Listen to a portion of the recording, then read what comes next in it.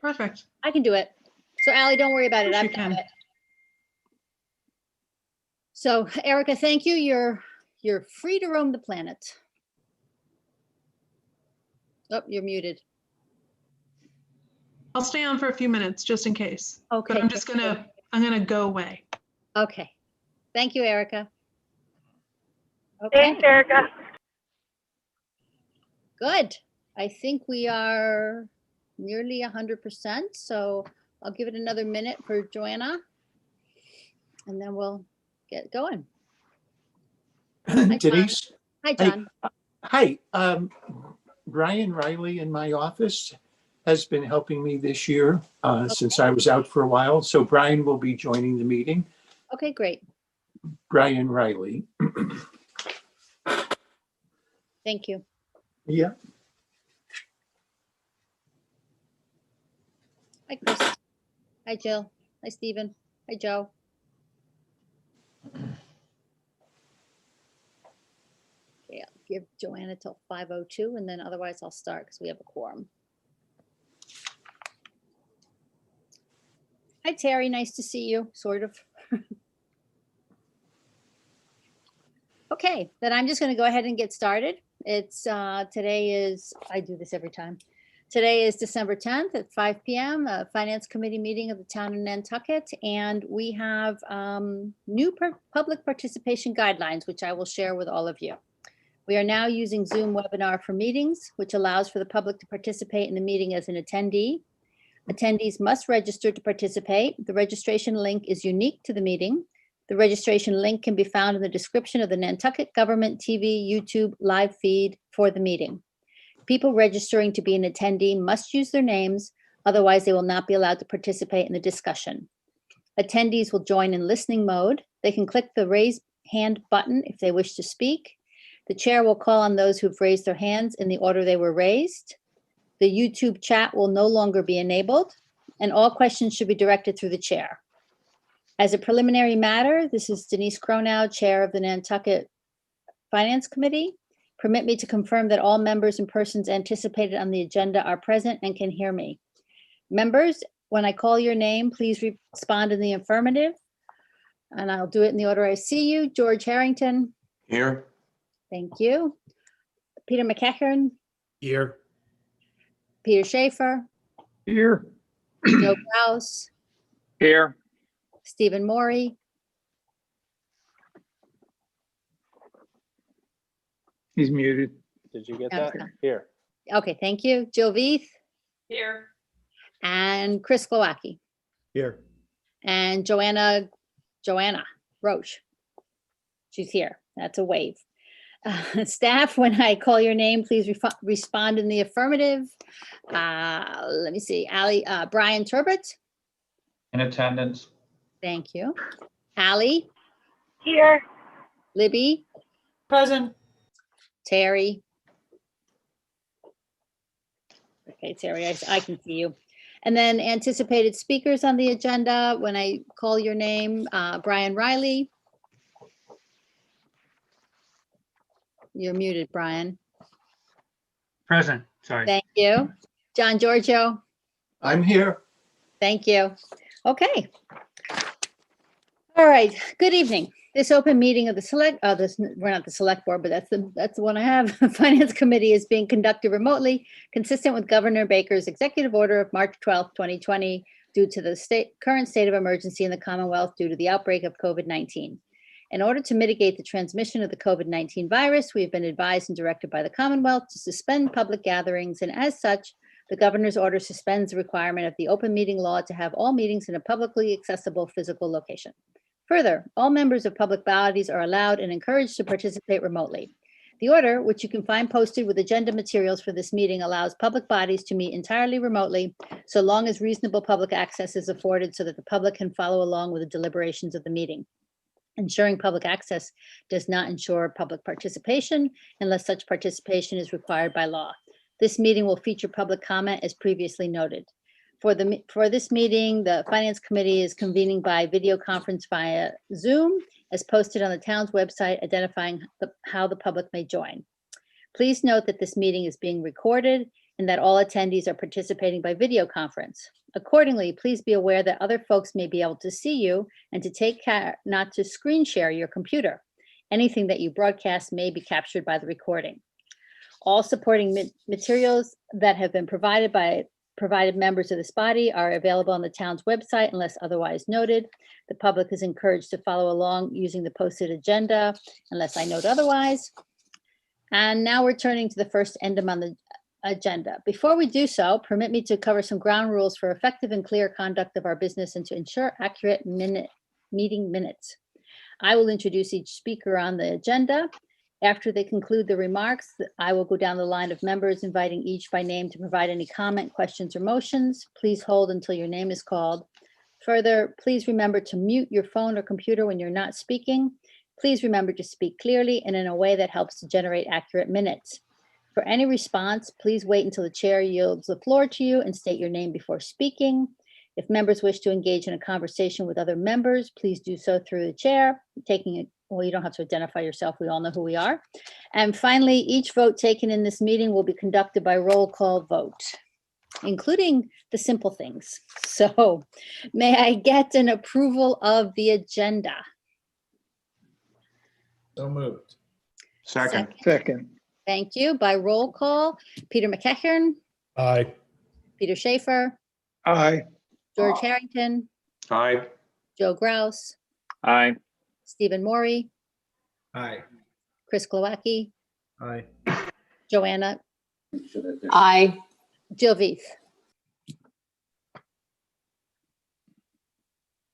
And for future roll calls, I'm just going to use your first name unless your name is Peter and I have to specify which one. Okay, thank you for that. I will open it to public comment. No one's raising their hand, so we will close public comment. May I have an motion, any comments or changes to the minutes of the meetings that was circulated for October 21st and November 17th? And if there are none, may I get a motion to approve both? Motion to approve both. Okay. may I have- Second. Thank you. Okay, roll call. George, Yes, here. Peter McEachern, Aye. Peter Schaefer, Aye. Joe, Aye. Stephen. Aye. Chris. Jill. Aye. Joanna. Aye. Denise, aye. Thank you very much. Now we're going to have committee reports. Normally we put this at the end of the meeting, but we never get to them, so I moved it up on the agenda for tonight. And George, we'll start with you if there's anything to report from the Advisory Committee of the Non-Voting Taxpayers, of which you are a guest member. There's nothing substantive. It's a sort of an ongoing question and answer period, and I find nothing that needs to be transferred to this committee. Thank you, George. Okay, Neighborhood First, Joe? Guess the quick report is the Neighborhood First committee did receive 4, and Brian Turbot, I'm depending on you to correct me if I state either wrong facts or wrong numbers here, but received 4 responses to the posting for RFPs. The committee to review them went through that process, but at the 11th hour, I guess it was discovered or realized that the town couldn't go through with purchasing 3 of the properties because the particular properties had dwellings on some of them or structures on some of them. But the proposal from the seller was to really transfer,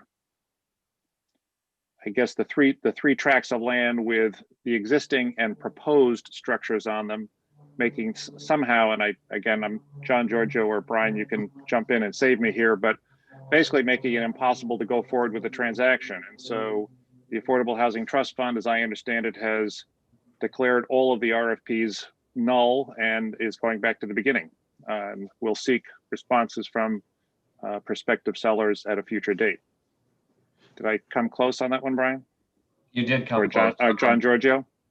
Well, yes, I can answer it because John and I actually were the ones that talked at length about it. But You did come close. Essentially what happened was 3 of the proposals that were submitted differed in that they were proposing to sell not only the parcel of land, but home with structures on it, but proposing to build additional structures, which was not part of the original RFP that we had put out, and would have made it appear to have been a contingent bid on those structures being constructed on it. And by statute, contingent bids are not allowed. So we deemed them to be non-responsive based on the fact that we did not feel that that was acceptable under the statutes, and have rejected all the bids, given the fact that there would have been only one bid left to review. And in discussion with Tucker and then his discussion with the Affordable Housing Trust Fund, deemed it in the best interest of the town to reject all the bids and start over.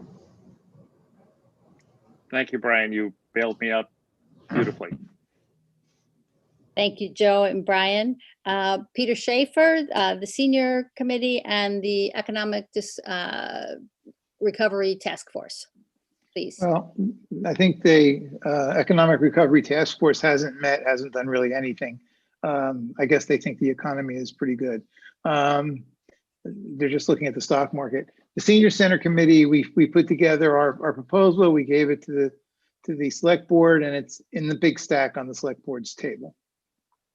Is there anything in particular out of that recommendation? I have seen it. Is there anything in particular that you want to share with the Finance Committee? Well, I mean, it's really simple. I mean, you know, the ultimate is to move the senior center, build a new senior center at Sherwin Commons.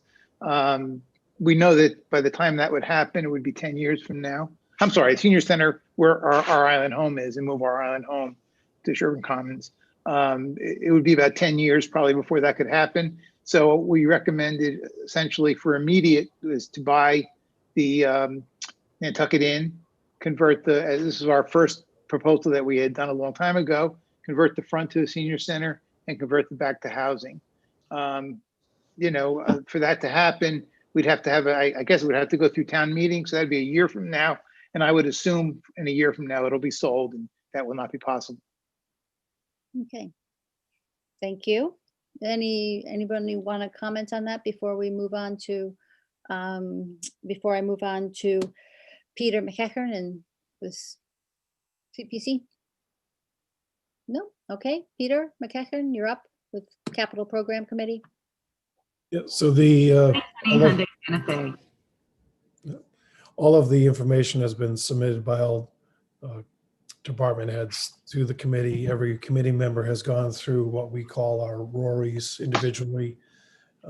This morning, I did not attend the meeting, but this morning was the start of committee members weighing in on each other's commentary so we can come to a collective agreement on where we're going as a committee. So we have probably another 4 to 5 meetings ahead of us. And the good news is we'll be reporting on time to the select board and to the FinCom. So that's where we stand. It's a good position to be in this time of the year. Thank you, Peter. Thank you very much. Jill, the Contract Review Committee, please. Yeah, so we've really just met 3 times now, and we're just going through each organization that requested grant money. So we've just interviewed 3 of the groups, and I think we have about 9 more to go.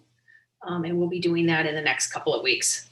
And we should get through everyone pretty soon. It's a lot of people that have asked before, so it's a lot of repeat groups, nonprofits.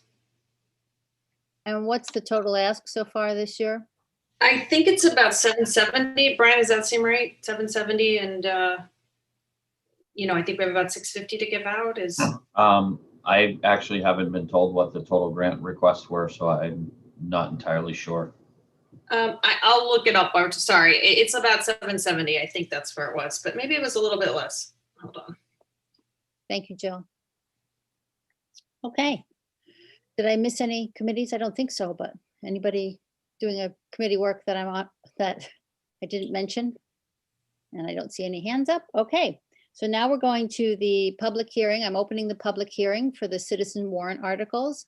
And I am going to, Ken, I'm going to allow you to talk and ask you to talk about the two. Oh, before we do that, sorry, Ken, I'll get you in a second. There were 25 citizen warrant articles this go round, and of those, we have quite a few, 1, 2, 3, 4, 8 waiting for planning. Planning will look at them first, as we always just deliberate and make our motions after planning. There's one that has to go to the select board first. There are 6 that need to go to the real estate advisory committee first. There's 2 to go to sewer. There are 2 that are with town council that we got the opinions today. So in future meetings, we can discuss that. And then there are 5, and don't count me if I've got not 25 listed there, because I just wrote down the letters as I was going through the list again today.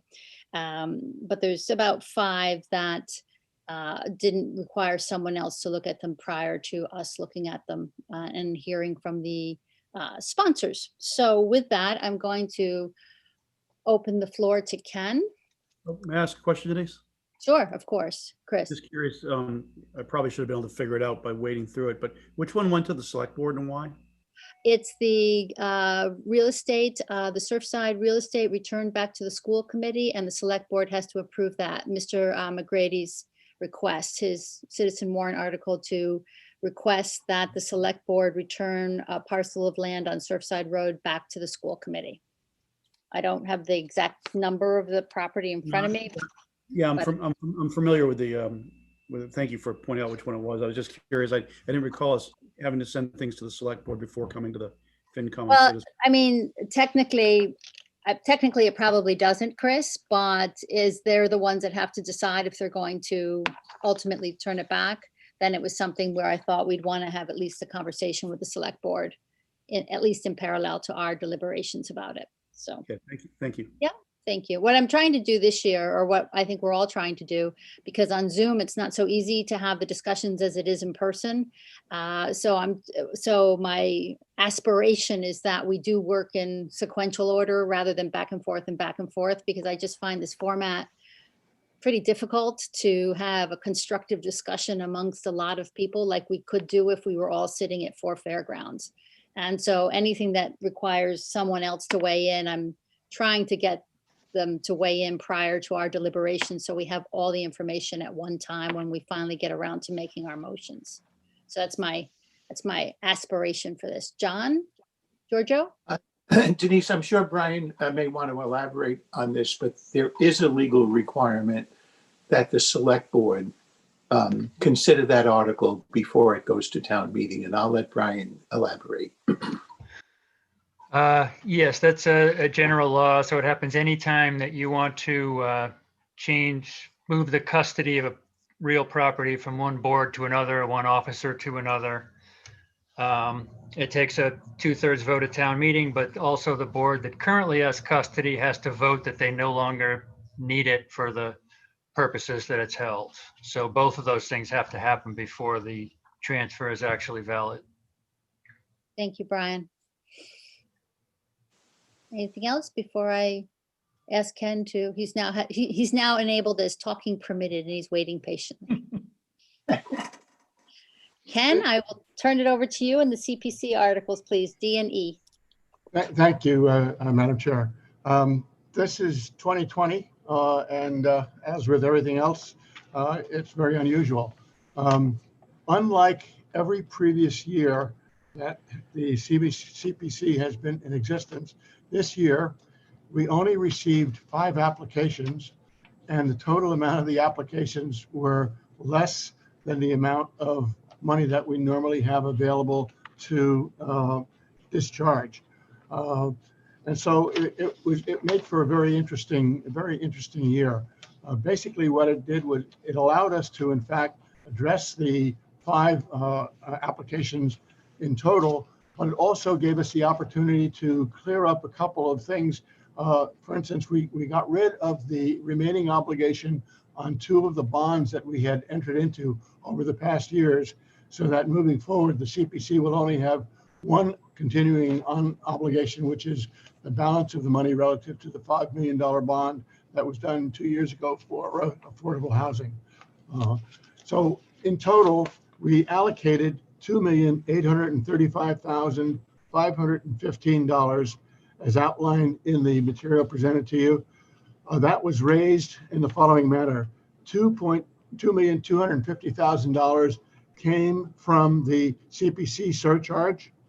$330,000 we allocated from state matching funds, $20,000 from interest, $38,000 from previously designated reserves for historic preservation that had been returned, and $235,515 from undesignated reserves, totaling the $2,835,515 necessary to be able to fund the requests. The committee met as usual with all of the applicants, and then spent three different days with respect to the determination of the appropriation of the funds as requested, but spent a lot of time also figuring out how to be able to, given the opportunity this year, to be able to clear up two of the bond obligations so that in future years, when we expect the requests to be much more significant again, we will have those funds available in terms of being able to make recommendations to you to meet the community needs. As indicated in the material, there were two awards for historic preservation, one to the NHA for $395,000 and one to the Landmark House for $335,000.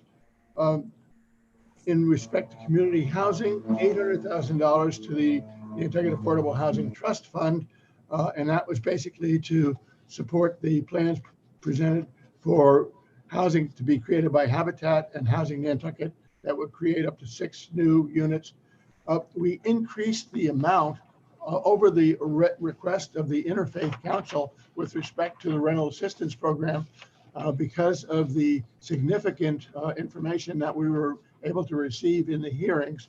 And so we are allocating $250,000 to that program. That's more than we've ever done, but Janice has indicated to us that the need has more than doubled and is close to tripled over this past year. Then with respect to the bond, we appropriated $296,600 for the Sachem's Path bond, closing out that bond, $350,000 for the second installment on the bond for the $5 million.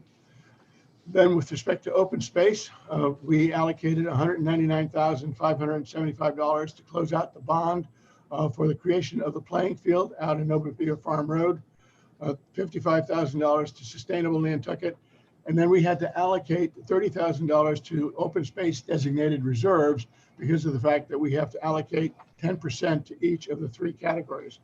Lastly, we allocated 5% or $125,000, same total as last year, for the administrative and operating expenses of the Community Preservation Committee. It is the unanimous recommendation of all nine members of the committee in support of this, and we ask that you approve this as our recommendation to town meeting. And I'd be happy to answer any questions with respect to this one. The other one is very simple as well. Any questions for Ken? Chris? Ken, do you recall, or can you remind me what the grant was to the Affordable Housing Trust last year? Just a second.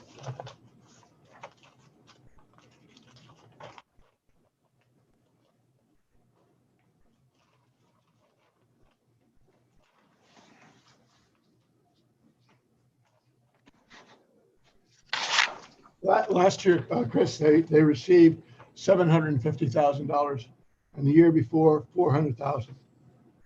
Thanks. And was 800 the total of the request, or did you approve? Or that was the total. That was the total of their request. They had worked with us in terms of taking a look at what was the amount that they could request that they thought could fit within the normal structure that we might have based on historical precedent. So it was really, we worked with them and we were very comfortable with it because it follows up on the philosophy that we've set up with respect to the Affordable Housing Trust Fund, in that they're the organization that coordinates the requests for the money and tries to make a determination coming to us in terms of where the most needs are at this particular point in time relative to the projects that are available for funding. Makes sense. So, sorry, do you mind if I continue with follow-up?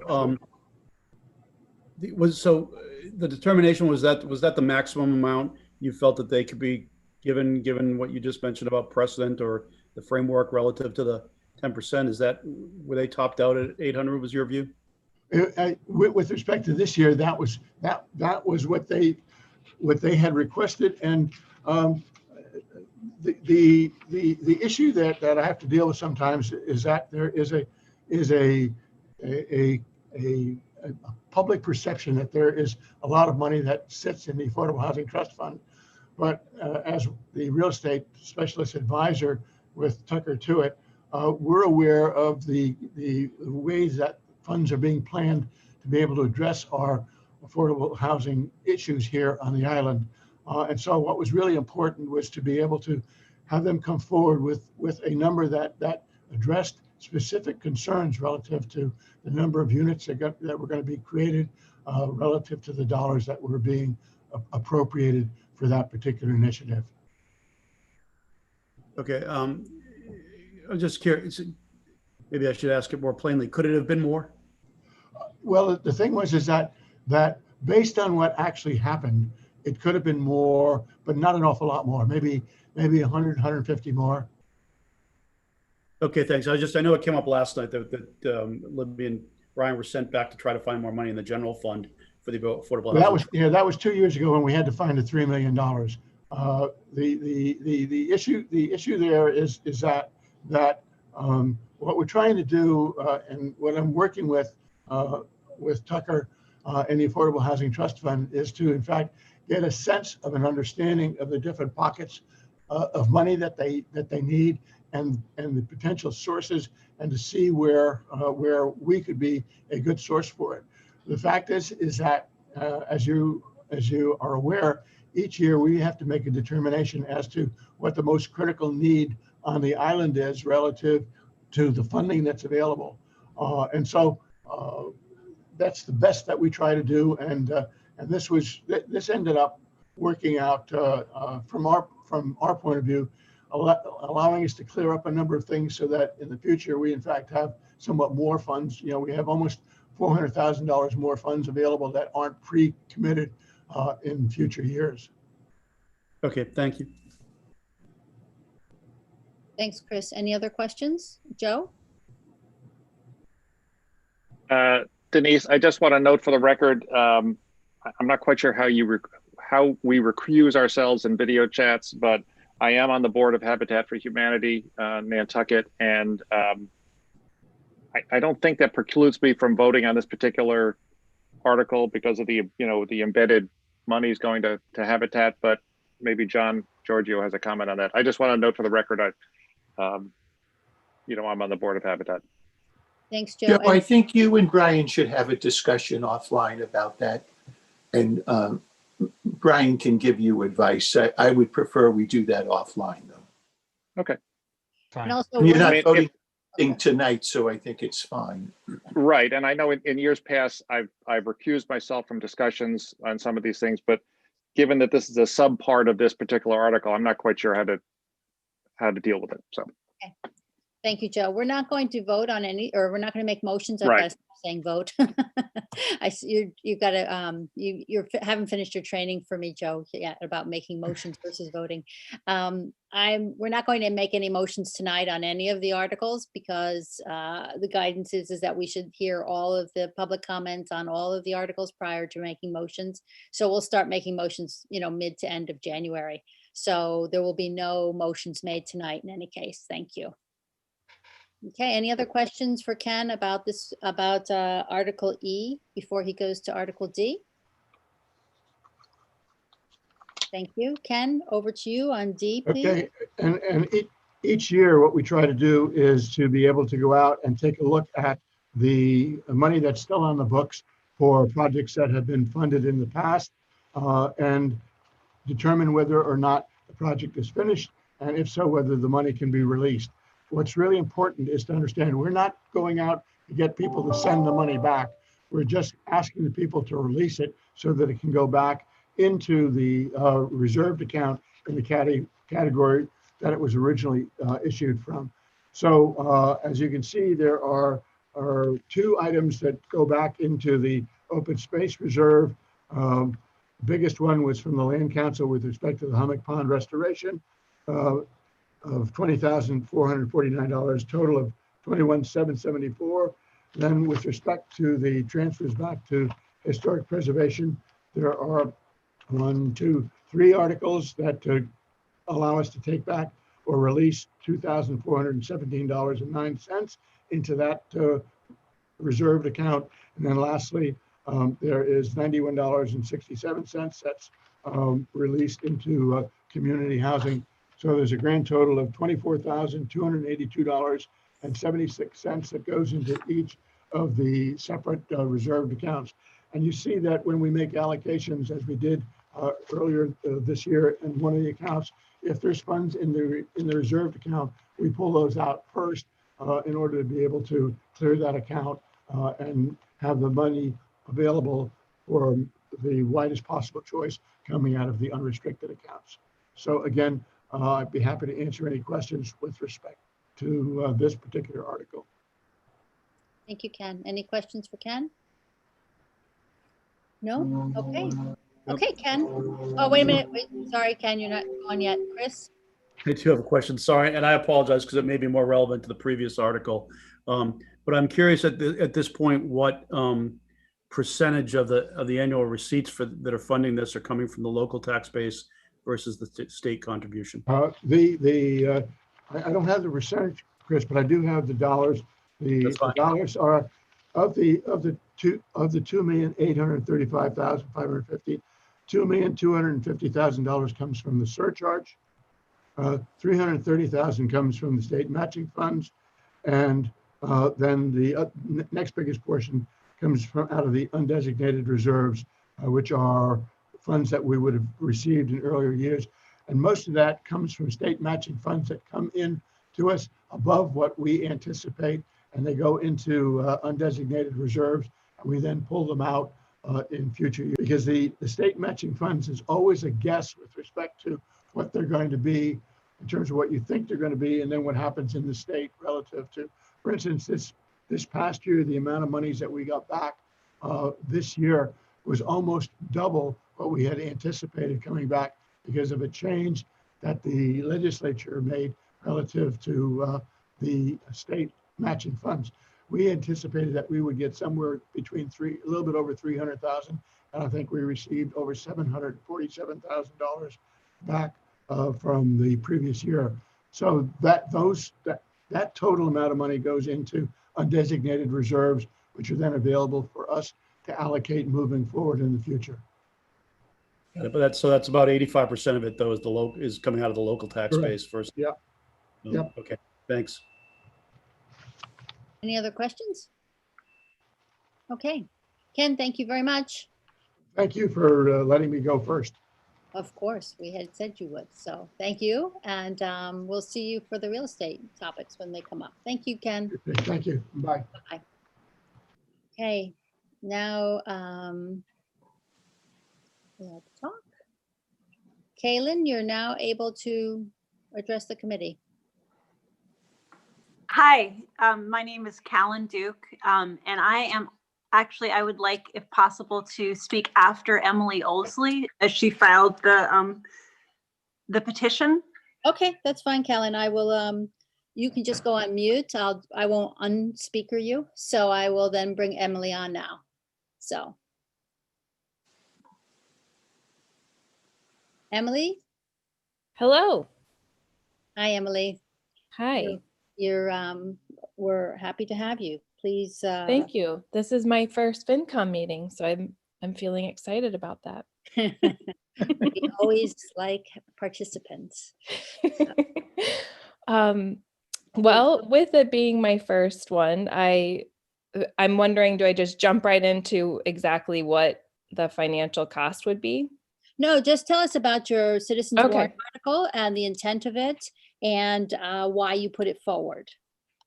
Okay. And then we'll come to any questions about whether there's a financial, if there's a specific financial impact for the town. Okay. All right. Awesome. All right. So the Warren article is to adopt Indigenous Peoples Day locally in place of the Columbus Day holiday.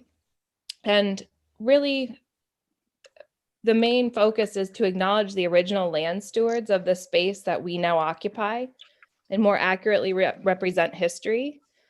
And the reason why I did this is because I had so much change inside when I became a mom. And I really feel like my past history of being an early childhood educator and this experience of navigating things differently with my child has created a desire to, like I said, more accurately represent things. And that's why I would love for our community to adopt this. And after researching a bit and noticing that other cities in the state have adopted Indigenous Peoples Day and noticing that our state has not yet been able to pass the bill, I wanted to jump on that and make it change here instead of waiting. Thank you. Any questions for Emily? Peter Schaefer? Yeah, Emily, do you anticipate or foresee anything other than just changing the name? Is there going to be an education package that would go with that? I mean, or is it just a name change?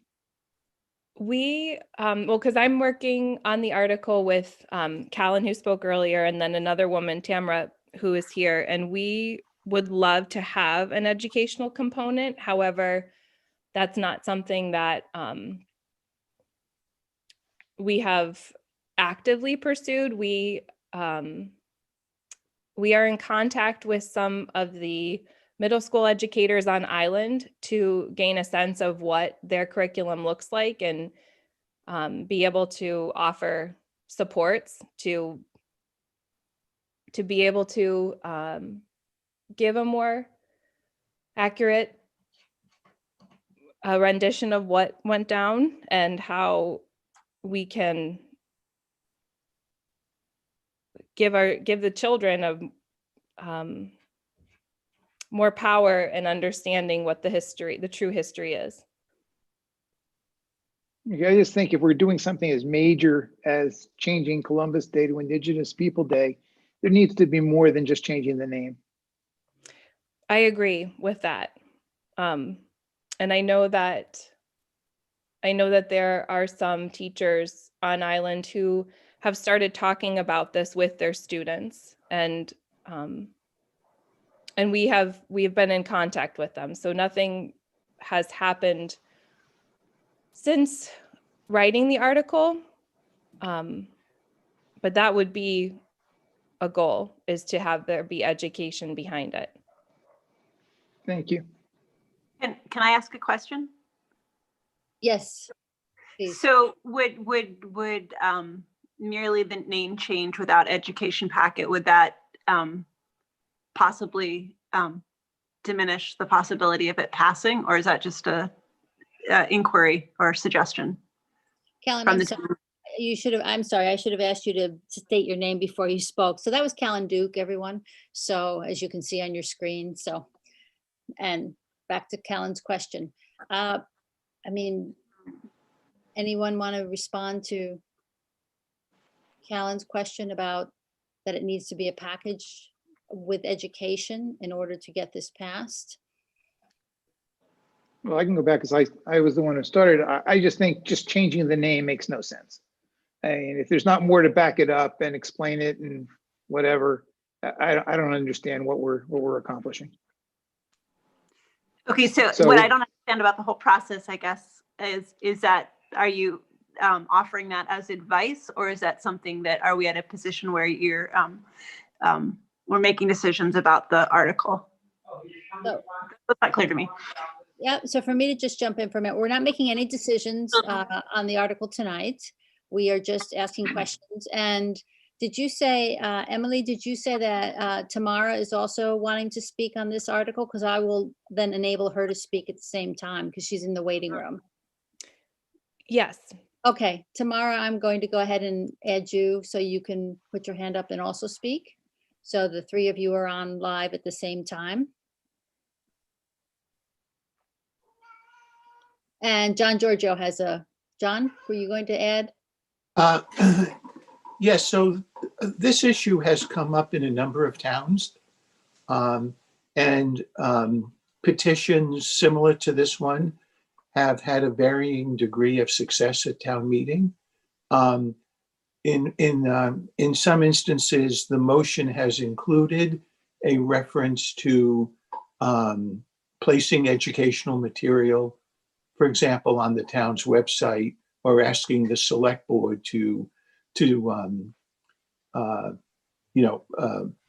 promote the educational component of what's behind changing the name of the holiday. I can't say that this kind of article goes flying through at every town meeting, because that's not the case. There are other interests that could potentially object to this. But I think the Finance Committee, if you were inclined to support this article, I think you would want to include in the motion, and we'd be happy to help you draft it, adding that educational component to the motion. John, I have a question for you. Is there any other municipalities that have made it an and rather than an or? So it's Columbus Day and Indigenous Peoples' Day? Brian, I'm not aware. Have you had that experience, Brian? Not that I know of. It's certainly possible. Not that I know of. As we, referenced in our summary, this would be a non-binding vote. As Ms. Osley said, there is a state law on the books that says the second Monday is Columbus Day. And, perhaps ideally she's hoping to work towards that being changed. So, legally this doesn't change anything, but there's nothing wrong with town meeting taking this kind of vote and see what the voters have to say. I'm not aware of one personally that has sort of adopted both names for that. And Denise, to your point, I totally hear what you're saying. I also feel like my perspective is calling it both sort of diminishes the purpose of the change. Acknowledging the people that were here before us and the atrocities that happened to them in the hands of Columbus. So it would be, it could be viewed by many as a little contradictory to have the two names in the same holiday. Mm-hmm. Thank you, Calin. Sure. Are there any other questions? No? Okay. So what we'll do, Emily, is when we get to the night, when we get to the time where we're going to be doing our further deliberations and then making our motion on this, I'll let you know ahead of time, and that way you can join back in, and if there's any further information, or if we want to, as John suggested, potentially make a motion with a recommendation that it includes an education component as well. Okay, so thank you. Thank you for your civic participation and for joining us today. Oh, Denise, Tamara is saying that she raised her hand, but she couldn't get in or something. She wasn't able to speak. So I don't know if you can address that now. Oh, Tamara, please go ahead. I'm sorry. I didn't see your hand raised. Well, actually, John kind of spoke to what I was going to say, which was that we were hoping to have something on the town website speaking to, the reason for changing the name, to give a little bit of background and educational aspect to it. Okay. And that would be as and when it's passed at town meeting? Yeah. Okay. So that if it were, if it were changed in the calendar, there would also be a little description of, and on the website for a reason for the change. Okay. Thank you. Thank Before we move on, Yes. is that essentially what we're talking about, is a change to the words on a calendar? Forgive me if this is a dumb question. I don't know where holiday names are published or memorialized by the town. Libby, The intention, sorry, go ahead. sorry. Libby, do you know the answer to that? We don't really have any formalized calendar with like locally recognized holidays, but I think that what we would do is indicate on event calendars, like cultural calendars and just local events calendars, try to do public outreach that that particular day would be called Indigenous Peoples Day, and we ask that you not use Columbus Day in your promotions and listing of events and things of that nature. We would probably want to see how they handle it in places like where they've done this already. Is Amherst one of them, maybe? Amherst and Northampton. Yeah. So we'd probably take a look at that. I don't know if Brian and John have more, but I think we would just sort of locally promote it. That's right. That's right. Thank you, Libby. Emily, now I see your hand is raised. Did you want to say something else? Oh, I think I just had it raised from before, but I was going to say that one of the calendars specifically that comes to my mind would be the public school. And I was also going to speak to what Tamara said about having a description included wherever it's been changed as a part of that educational piece. Okay. Thank you. Thank you. Yes. Libby has her hand up before. Sorry, just one quick little follow-up on that. Town administration doesn't control anything that the school puts out, so that would be a separate issue with them. And again, if we had this sort of statement, description, whatever that we're talking about, we would certainly put that out from the town to all like cultural groups, events, and things like that, asking them to use that in their materials. But I don't think we could force them to do it. But certainly we would request that they do so. Thank you, Libby. Peter Schaefer? Yeah, no matter what we do, the Stop and Shop is going to have a Columbus Day sale, so they're not going to have an Indigenous Peoples Day sale. So, we can do it, but it's not going to be 100% pure. Denise? Libby? No, sorry, I didn't really know this item was going to go on like this. Agree with what Peter is saying. However, again, locally, we could certainly ask groups that have national companies like Stop and Shop to please do something locally to recognize the local preference. Whether or not they do is a different matter, but there could certainly be that request. Okay. Because I'm sure the Dutch would like to celebrate no longer Columbus Day because it means nothing to Ahold. So right there. Okay. So good. Calin and Emily and Tamara, thank you very much for joining. Any last comments before I disable you as speakers? I just had one quick one, and that was to Peter's comment. Yes, people probably won't like it, but change is slow. So this is one small step in the direction. So thank you for having me. Thank you for joining. We appreciate your taking the time out of your schedules to be here. Thank you. Thank you.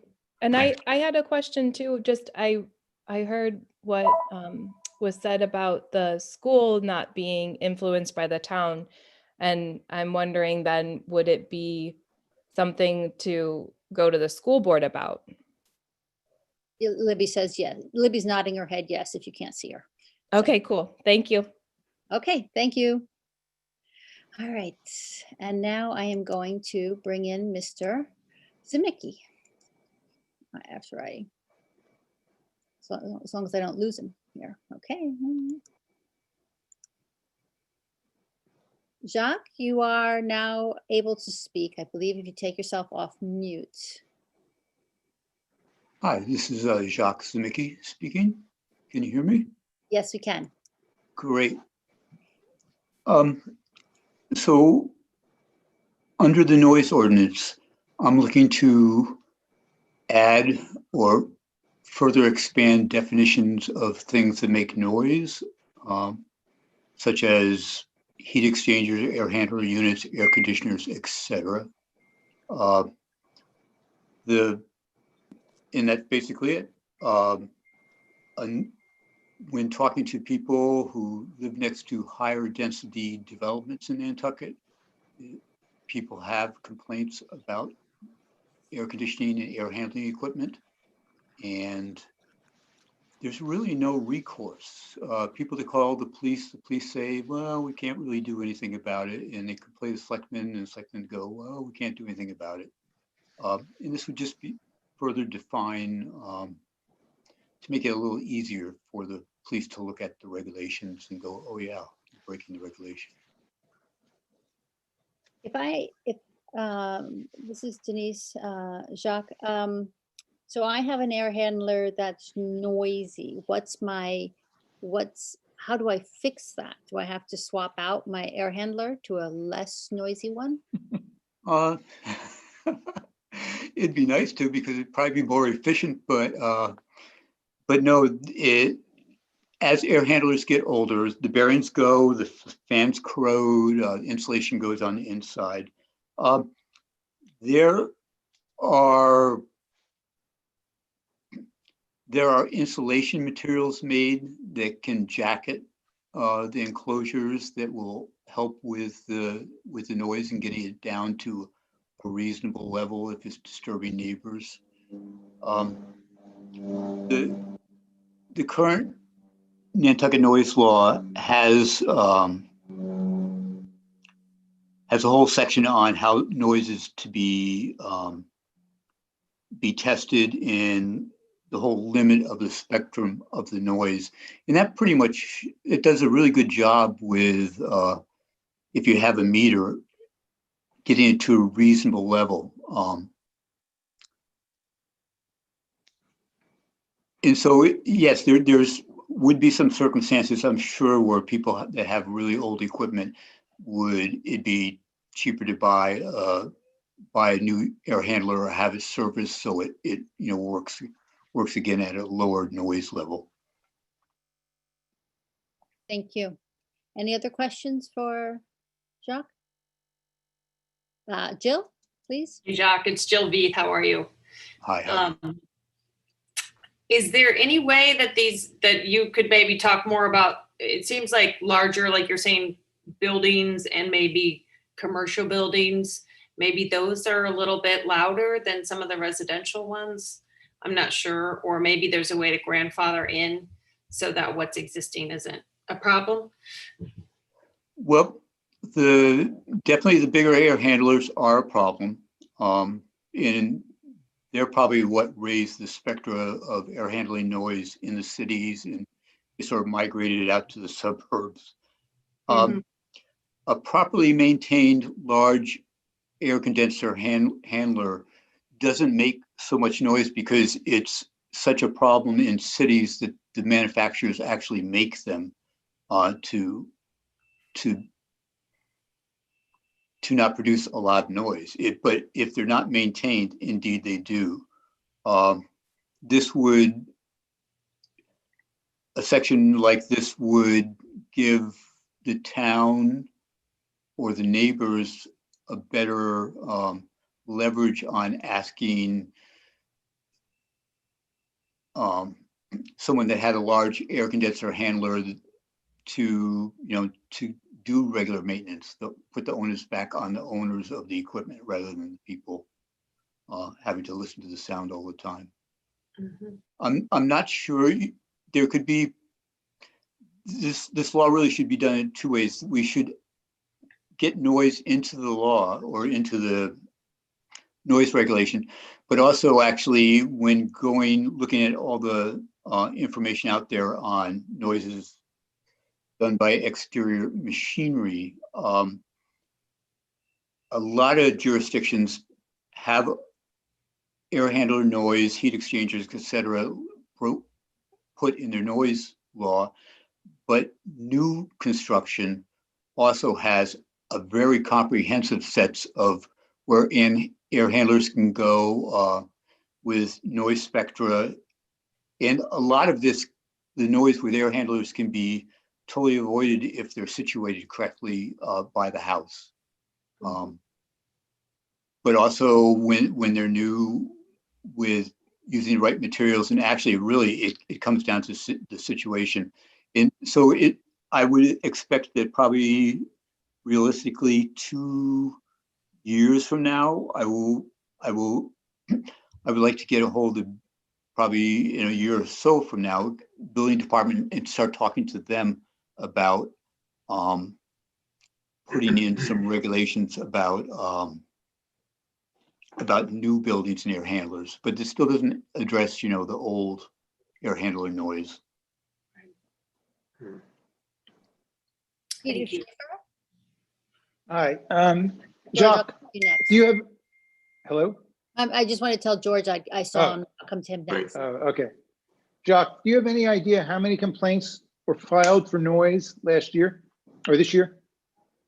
On air handlers or just noise complaints? Just noise complaints. I have no idea, to tell you the truth. Okay, it might be worthwhile for you to do some investigation on that. And secondly, who do you want to police this? The police? I believe the police are the people that are enforcing the noise ordinances as they are written now. I think there's a big difference between a party that's making a lot of noise and the police come up and they tell them to be quiet, and then walking out with meters and having to measure the noise coming out of an air handler. My understanding is the police department do own a noise meter, and they have 1 or 2 people who have taken courses on, keeping them calibrated and running noise levels.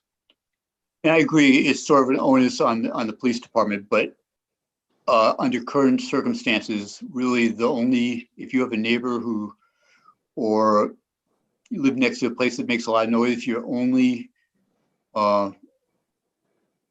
relief is going to the courts, because no one wants to deal with it. Thank you. George? Hi, Jacques, it's George Harrington. I'm curious, did you do any research regarding noise levels in other municipalities and or standards that some overall organizations might have in efficiency and noise, whether you can bring that to bear on the entire subject or not? Yes, I did a lot of research on it. Our noise, it really sort of comes down to the noise spectra and how you measure it. In our noise, our standards are a little more lax than a lot of other places, but they're more reasonable. But we're within the ballpark of where noise standards should be as far as the spectra and the decibels, et cetera. Would you expect to bring those, incorporate those insofar as the motion or the article, if it goes? The article, I believe,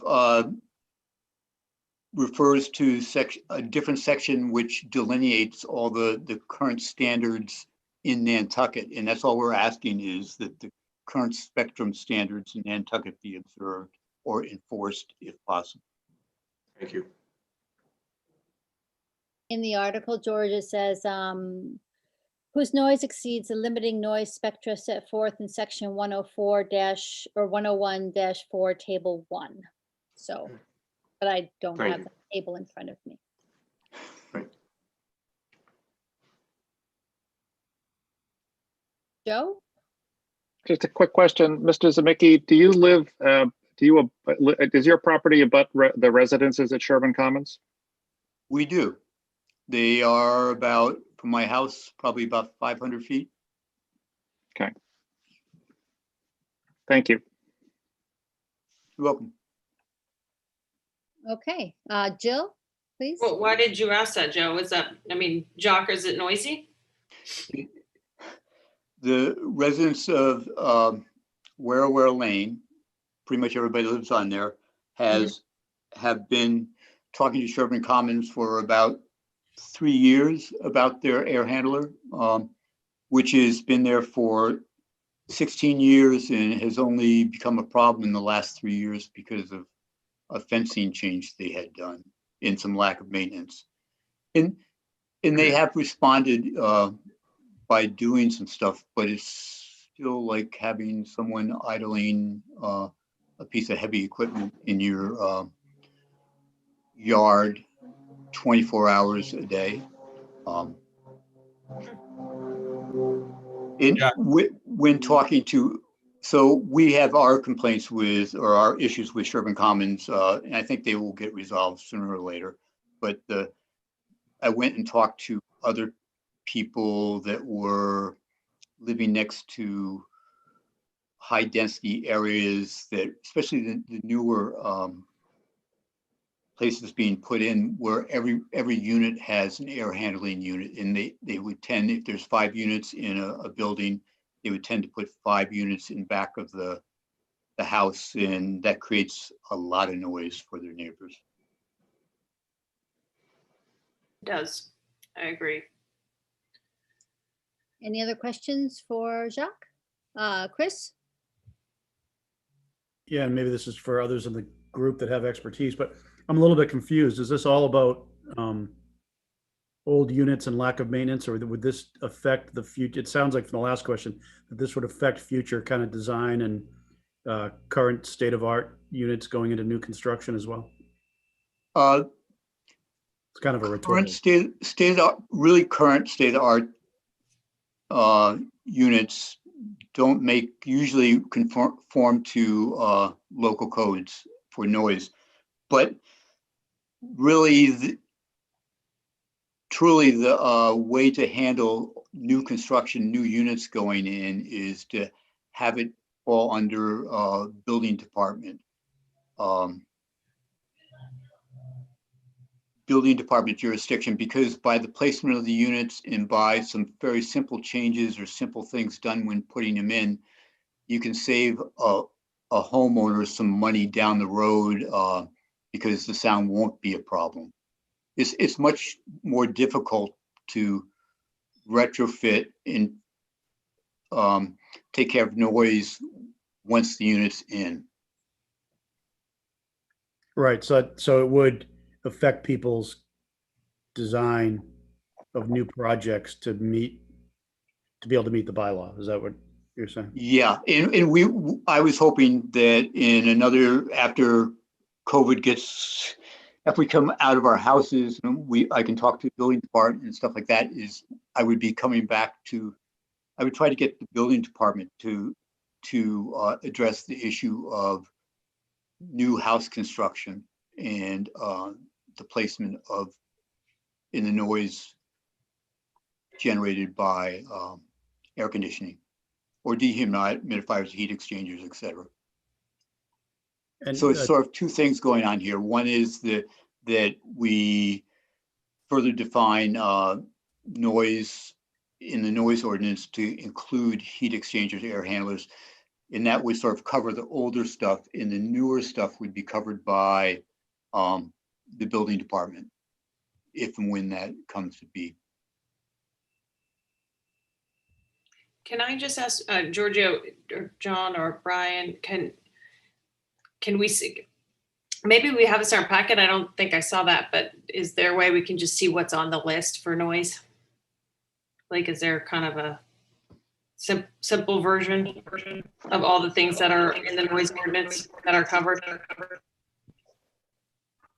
Jill, by the time we deliberate on it, we can. I don't have it handy. And we're not making a motion on this tonight in any case, so. Yeah, that's why I just thought I'd ask for it. If somebody could send it along. Because I'm sure Do you mean the current noise bylaw that you're talking about? Yeah. It is on, I'll try to see if I can send it. Thank you. Thanks, Libby.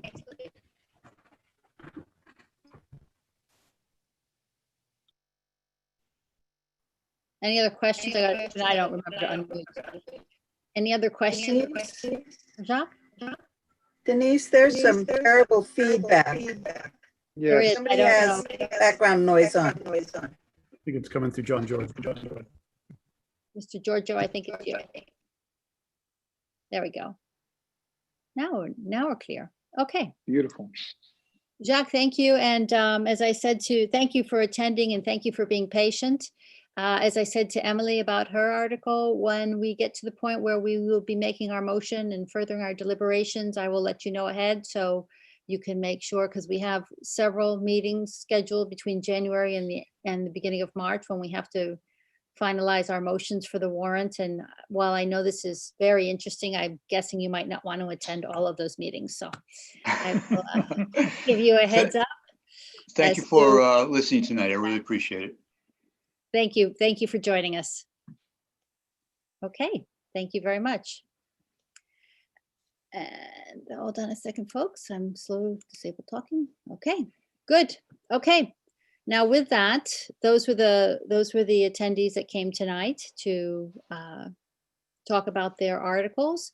I will continue to send out invitations to groups of 4, 5, and 6 people to come and speak to us. Tonight I probably could have added in a couple more, but I wasn't sure how it was going to go, and I wasn't sure if people were just going to jump on in general. I'm not used to how this all works on Zoom and who participates and who doesn't.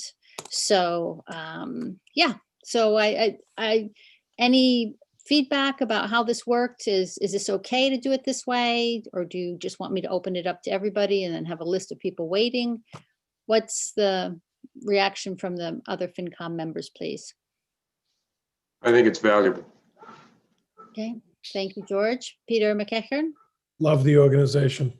Don't change it.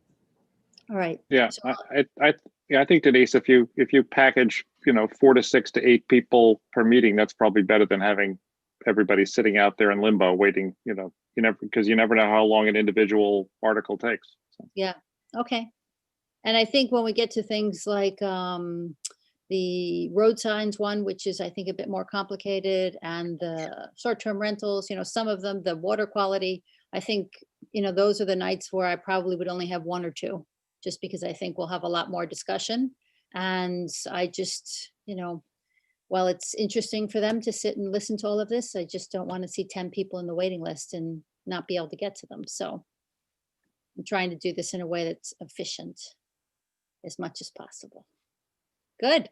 Our Denise, next, can I just ask one question on that? Are Sure, we going to sure. try and do the meetings like now where it's about an hour and a half, or well, they're usually 2 hours. I mean, I think we should always plan for 2 hours. And tonight it just, it took 1 hour and 10 minutes. So we happen to be ahead of schedule. Yay! I'm good with that. I'm declaring victory for 2020 on this one, people.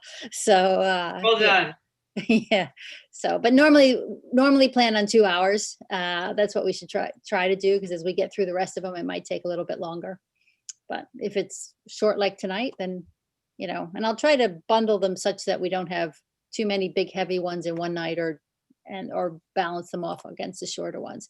I think the zoning stuff will go quickly because we'll wait to the planning board recommendations. The real estate, it's all the paper roads transfers. I think that'll be probably pretty quick. There's only a couple sewer ones. So, I mean, a lot of those are going to go pretty quickly. And yeah. So And does that count for the articles from last year that weren't included from planning board? And so we made our motions, and we how that works, and Brian, legal Brian, I'm going to call you. Sorry, Brian Riley. Brian Riley can weigh in, but we don't reopen those unless someone requests, and then the majority of the finance committee votes to reopen those. So we spent a lot of time on all those articles. We made our motions, and they stay as is. Brian Riley, do you want to? I think that's fine, Madam Chair. No sense in, rehashing everything if the committee feels it's done what it needs to do on those. There was 12 of them. So, unless you get some request or somebody wants to do more, but they are the same. Thank you. I mean, I personally looked through them and thought, well, even with COVID, nothing's materially changed in the conditions that supported those articles. So I think our motions should stand. I mean, as of now, unless everybody votes differently, but I would leave the motions as they are. But it is a democracy, so of course we can relook at things if we are asked and need to, and there's a majority vote to do so. Okay, our next meeting is January 11th. It's right now. Oh, Libby, did you have your hand up? Sorry, I just wanted to mention, in case people don't know about it, that the select board is scheduled to reschedule the annual town meeting at its meeting next week. So Denise is on a call tomorrow morning about this, and there may be some readjustment of the schedule for review, and obviously the printing of the warrant and stuff. I don't want to get too crazy with it and think, oh, we have so much more time now, because it's really not that much more time. But FYI, some things may be changing a bit. Thank you, Libby. Yeah, I think I mean, we're all so used to the January, February be done by beginning of March. It's kind of what we've all baked into our schedules as much as we can. You know, obviously there'll be some last minute, probably financials, appropriation ones that Brian, that we usually do right before the actual town meeting that we might be getting together to make a motion on. But short of that, I think, you know, if we stick to the schedule as planned, then it's done, and, you know, the town meeting happens when the town meeting happens. So, okay. So January, right now we're scheduled for January 11th at 4 o'clock. Sometimes that time might change, only because, you know, there's a lot to organize on Zoom and with NCTV, and only one at a time. So, you know, it'll always be either 4 or 5. It's always going to be in the afternoon. So that you can count on. And then Ally will keep us well informed as to what time and what we need to do. And as always, Ally and Brian, thank you for all the preparation. It's very helpful. We appreciate it. And I wish you all a very happy holiday season. Thanks, Denise. Thank you. Thanks, Denise. Same to you. May I have a motion to adjourn, please? Motion to adjourn. Second? Second. Thank you. And by roll call, yay, Peter McEachern, Aye. Peter Schaefer, Aye. Jill, Aye. Stephen, Aye. Joe, Aye. George, Aye. Chris, Aye. Denise, aye. Thank you, everyone. And Brian, and please tell John we say thank you very much. Brian Riley, Will do. Thank you. Ally, Libby, thank you. Good night, all. Thanks. Good night, everybody. Hey, Denise. Thank you, Terry. Weihnachten. Dankeschön, ebenfalls.